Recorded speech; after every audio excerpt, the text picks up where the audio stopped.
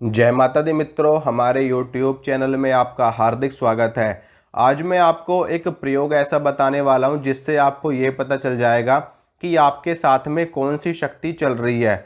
देखिए मित्रों, ये प्रयोग बताने से पहले मैं आपको कुछ चीज़ें समझाना चाहता हूं। देखिए, कई बार ऐसा होता है कि हमारे साथ में कुछ शक्तियां चल रही होती हैं, या फिर कई बार हमारे सच्चे मन को देख करके, हमारी सच्ची श्रद्धा को देख करके, हमारे लोक कल्याण की भावना को देख करके शक्तियां हमसे जुड़ना चाहती हैं या शक्तियां हमसे जुड़ जाती हैं।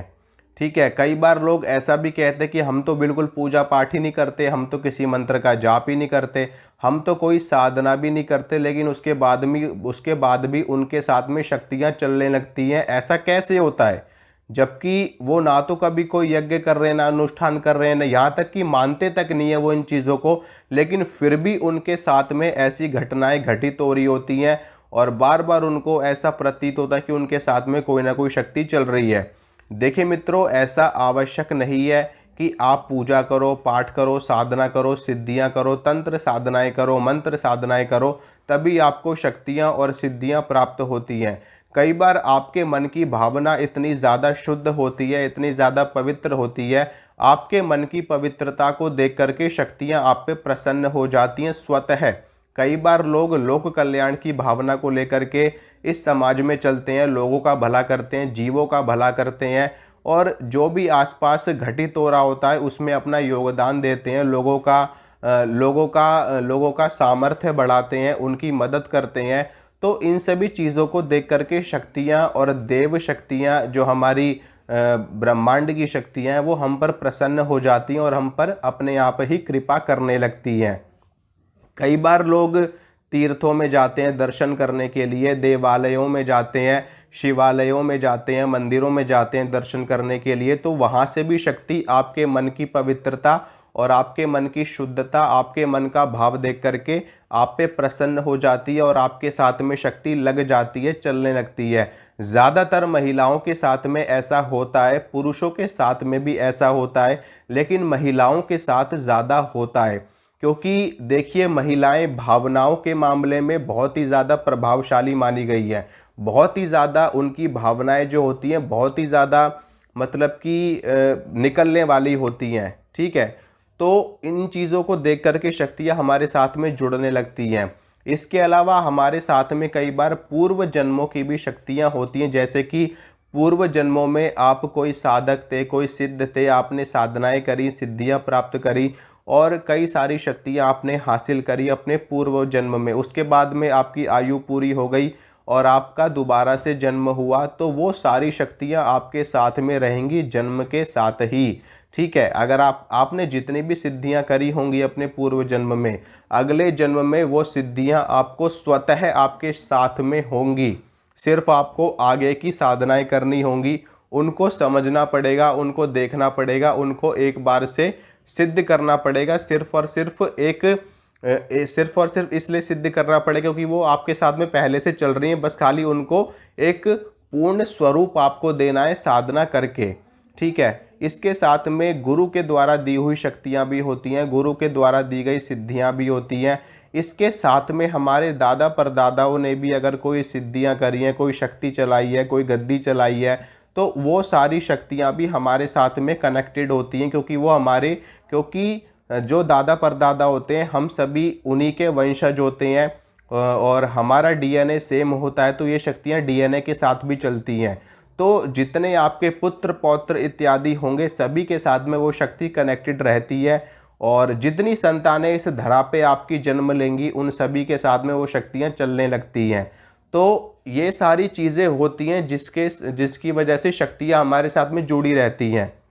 ठीक है, चाहे वो पूर्व जन्मों की साधना कह लो, चाहे आप दादा परदादा के समय से कह लो, या हमारी खुद की साधना कह लो, या हमारे मन के भाव को देख करके कोई शक्ति हमारे साथ में लग गई हो। कई बार चौराहे से भी शक्तियां लग जाती हैं, कई बार किसी के घर जाने से भी शक्तियां लग जाती हैं, कई बार मंदिर जाने से भी शक्तियां लग जाती हैं, कई बार तीर्थों में जाने से भी शक्तियां लग जाती हैं, कई बार देवालयों में, शिवालयों में जा रहे हो, आप कहीं किसी की सेवा में जा रहे हो, तो वहाँ पर कोई शक्ति स्थापित है, वहाँ पर उस शक्ति का कोई स्वरूप विद्यमान है, और वो आपकी सेवा देख करके, आपका भाव देख करके प्रसन्न हो गया और आपके ऊपर उन्होंने कृपा कर दी। आप कई बार पीपल के वृक्ष में जल चढ़ाने के लिए जाते हो, बरगद के वृक्ष में जल चढ़ाने के लिए जाते हो, केले के वृक्ष में जल चढ़ाने के लिए जाते हो। आपको एक चीज़ बता देना चाहता हूँ कि पीपल के वृक्ष में और इन सभी वृक्षों में भी शक्तियों का वास होता है, यक्षिणियों का वास होता है, योगिनियों का वास होता है, भूत प्रेतों का भी कहीं कहीं पे वास होता है और कहीं कहीं पे सिद्ध शक्तियों का भी वास होता है। तो जब हम उस वृक्ष की पूजा करने लगते हैं और वहाँ पर नियमित रूप से जल इत्यादि अर्पित करने लगते हैं तो वो शक्तियाँ प्रसन्न हो करके हमारे शरीर में प्रवेश कर जाती हैं और हमारे साथ में चलने लगती हैं। तो ये सारी चीज़ें, प्रक्रियाएं होती हैं, इस प्रकार से शक्तियाँ हमसे जुड़ जाती हैं। तो अगर आपके साथ में भी इन सभी चीज़ों में से कोई ना कोई चीज़ घटित हुई है और आप जानना चाहते हो पूरी तरीके से कि वो शक्ति है कौन सी, तो उसके लिए मैं जो आपको प्रयोग बता रहा हूँ ये प्रयोग आप करना, इससे आपको पता चल जाएगा। इसके अलावा और भी कई सारे माध्यम हैं जिनसे आपको शक्तियों के बारे में जानकारी हासिल हो जाएगी, जैसे कि किसी योग्य और किसी सिद्ध भगत से आप इसकी जानकारी ले सकते हो और अपने गुरु से इसके बारे में जानकारी ले सकते हो, या फिर आप स्वयं साधना करके, स्वयं सिद्धि प्राप्त करके इसके बारे में जानकारी हासिल कर सकते हो। तो जो प्रयोग है वो मैं आपको बताता हूँ, आप इस प्रयोग को करोगे तो आपको मालूम पड़ जाएगा। आपको करना क्या है कि जिस जिस शक्ति के बारे में आपको जानकारी हासिल करनी है कि हमारे साथ में शायद हो सकता है कि ये शक्ति होगी, शायद हमारे साथ में भगवान शंकर की शक्ति हो, शायद हमारे साथ में हनुमान जी की शक्ति हो, शायद हमारे साथ में देवी की शक्ति हो, या माता शीतला की शक्ति हो, या माता काली की हो, या माँ दुर्गा की हो। तो जिस जिस शक्ति के ऊपर आपको डाउट है कि ये शक्ति हमारे साथ में हो सकती है, उतने आपको पान के पत्ते ले लेने हैं। ठीक है, यानी कि आपको अगर आपको 5 शक्तियों पे डाउट है, ठीक है, 5 शक्तियों पे डाउट है तो आपको 5 पान के पत्ते लेने हैं और उन 5 पान के पत्तों के ऊपर आपको थोड़े से चावल रखने हैं। कौन से चावल? साबुत चावल, जो टूटे हुए ना हो, खंडित चावल ना हो, साबुत चावल जो आते हैं वो आपको रखने हैं थोड़े थोड़े पान के पत्तों के ऊपर। पान का पत्ता आपको कौन सा लेना है? डंडी वाला पान का पत्ता होना चाहिए, जिसकी डंडी ना हो वो पान का पत्ता खंडित माना जाता है। तो डंडी वाला पान का पत्ता आपको लेना है। पान का पत्ता कहीं से टूटा हुआ ना हो, कहीं से कटा फटा ना हो, सड़ा हुआ ना हो, इस चीज़ का भी आपको ध्यान रखना है। ठीक है, तो 5 पान के पत्तों के ऊपर आपको थोड़े थोड़े साबुत चावल डालने हैं और उन चावलों के ऊपर आपको एक एक सुपारी स्थापित करनी है। ठीक है, एक एक सुपारी आपको उन शक्तियों के नाम से स्थापित करनी है या उन शक्तियों का स्वरूप मान करके, मूर्ति मान करके आपको स्थापित करनी है। उसके बाद में आपको सुपारी के ऊपर तिलक लगाना है, रोली लगानी है, चावल छिड़कने हैं उनके ऊपर, जल छिड़कना है आपको उनके ऊपर, पुष्प अर्पित करने हैं उन 5 के ऊपर और कलावा अर्पित करना है। वस्त्र के स्वरूप में आप कलावा अर्पित करोगे और उसके बाद में आपको 2-2 बताशे सभी के ऊपर आपको रख देने हैं। 2-2 बताशे और 2-2 लौंग और 2-2 इलायची 5 के ऊपर आपको रख देना है। ये उनका भोग प्रसाद हो जाएगा। आप बताशों के स्थान पर 2-2 बर्फ़ी के पीस भी रख सकते हो, 2-2 पेड़े के पीस भी रख सकते हो, यानी कि मिठाई के पीस भी आप रख सकते हो अगर आपका सामर्थ्य है। नहीं तो आप मिश्री के दानों का भी इस्तेमाल कर सकते हो और पंचमेवे का भी इस्तेमाल आप यहाँ पे कर सकते हो बताशे के स्थान पे। लेकिन 2-2 लौंग और 2-2 इलायची आपको सभी पे रखना ही रखना है। ठीक है, और बताशे भी आप रख सकते हो। और सभी का पूजन करने के बाद में, सभी को भोग प्रसाद अर्पित करने के बाद में आपको सभी को धूप दिखाना है, सभी को दीपक दिखाना है, यानी कि देसी घी का आपको दीपक जलाना है एक, और धूप बत्ती जला करके सभी को दिखानी है। उसके बाद में आपको क्या करना है? उसके बाद में आपको सभी के ऊपर 11-11 रुपये आप रख सकते हो। अगर 11-11 रुपये आप नहीं रखना चाहते तो आप 1-1 रुपये भी सबके ऊपर रख सकते हो। 1-1 रुपये, 5-5 रुपये, 2-2 रुपये भी आप रख सकते हो, जैसा आपका सामर्थ्य हो। ठीक है, उसके बाद में आपको क्या करना है कि आपको अपने हाथ में थोड़े से पुष्प लेने हैं, थोड़े से साबुत चावल आपको अपने हाथ में लेने हैं और थोड़ा सा आपको अपने हाथ में जल डालना है और अपने हाथ में आपको 1 रुपये, 2 रुपये या 11 रुपये, जो जैसा आपका सामर्थ्य है वो आपको अपने हाथ में रखना है। हाथ में लेने के बाद में आपको संकल्प करना है। संकल्प में आपको क्या बोलना है? संकल्प में आपको अपना नाम बोलना है, अपने पिताजी का नाम बोलना है, अपना गोत्र बोलना है और आप किस स्थान पर रहते हो वो आपको बोलना है। जैसे कि आप बोलोगे मेरा नाम अमुक है, मेरे पिता का नाम अमुक है, मैं अमुक स्थान पे रहता हूँ और मैं ये जानना चाहता हूँ कि मेरे साथ में कौन सी शक्ति चल रही है, ठीक है, या मेरे साथ में कौन सी शक्ति लगी हुई है जो बार बार मुझे संकेत दे रही है, जो बार बार मुझे समझाने की कोशिश कर रही है, लेकिन उसके बावजूद भी मैं नहीं समझ पा रहा कि आप कौन सी शक्ति हो। इसलिए मैं आपके बारे में पूरी जानकारी हासिल करना चाहता हूँ। आप कृपया करके किसी भी माध्यम से या स्वप्न के माध्यम से मुझे जानकारी देने की कृपा करें। अपना परिचय बताएं, अपना नाम बताएं, आप कौन सी शक्ति हो, कहाँ पर आपका स्थान है, और ये सारी जानकारी आप मुझे स्वप्न में आकर के बताएं ताकि मैं आपकी साधना करके आपको पूर्ण रूप से सिद्ध कर सकूं और अपना और अपने परिवार का कल्याण कर सकूं। इस प्रकार से आपको संकल्प लेने के बाद में वो जो संकल्प की वस्तु है, जो संकल्प की सामग्री आपने अपने हाथ में ली है, वो आपको वहीं पर छोड़ देना है, उन पांचों पान के पत्तों के ऊपर, ठीक है।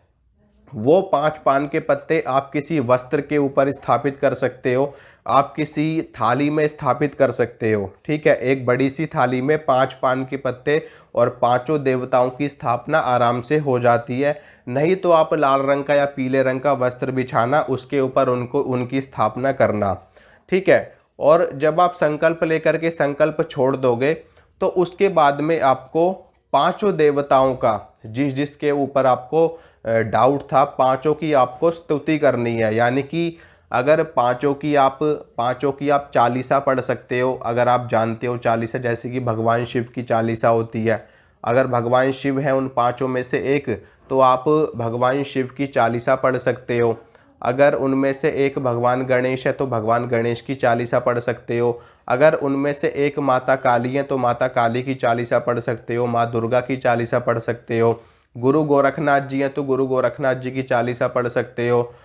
इसके अलावा गुरु गोरखनाथ जी के अलावा गोगा जाहरवीर जी हैं तो उनकी आप चालीसा पढ़ सकते हो, उनकी कोई स्तुति कर सकते हो, या उनका कोई भी मंत्र आप पढ़ सकते हो। या फिर आप अगर कुछ भी नहीं जानते, अगर आप कोई चालीसा नहीं जानते, कोई स्तोत्र नहीं जानते, कोई मंत्र नहीं जानते, कोई तंत्र नहीं जानते, तो बस खाली आपको मन ही मन में 11-11 बार पांचों का नाम ले लेना है, ठीक है। जैसे कि जय गुरु गोरखनाथ जी, जय गुरु गोरखनाथ जी, जय गुरु गोरखनाथ जी, जय गुरु गोरखनाथ जी, जय भगवान शंकर, जय भगवान शंकर, जय भगवान शंकर, जय माँ दुर्गा, जय माँ दुर्गा, जय माँ दुर्गा, जय माता काली, जय माता काली, जय भगवान गणेश, जय भगवान गणेश, जय भगवान कृष्ण, जय भगवान राम। इस प्रकार से आपको 11-11 बार पांचों का नाम ले लेना है। और उसके बाद में उनसे प्रार्थना करने की, मुझे स्वप्न में आकर के स्पष्ट रूप से आप दर्शन दीजिए, स्पष्ट रूप से अपने बारे में बताइए, स्पष्ट रूप से मुझे अपने धाम के बारे में बताइए, ताकि मैं आपकी पूरी विधि विधान से पूजा कर सकूं और आपकी पूर्ण सिद्धि प्राप्त कर सकूं और आपकी सेवा कर सकूं। इस प्रकार से जब आप प्रार्थना करोगे तो आपको 100% उनके दर्शन होंगे सपने में।